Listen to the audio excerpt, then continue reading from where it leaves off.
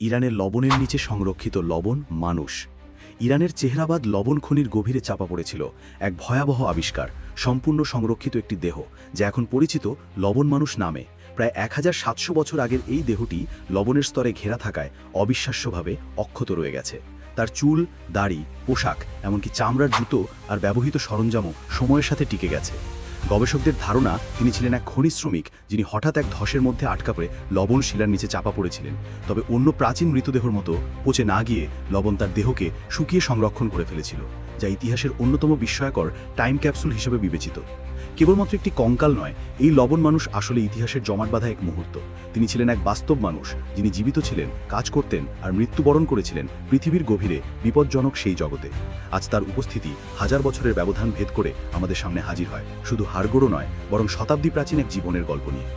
তিনি কেবল এক ট্র্যাজেডির প্রতীক নন, বরং সংরক্ষণ, স্থায়িত্ব আর পৃথিবীর অন্তর্গত অজানা রহস্যের এক রহস্যজনক ভয়ঙ্কর গল্প শুনতে সাবস্ক্রাইব করে রাখুন।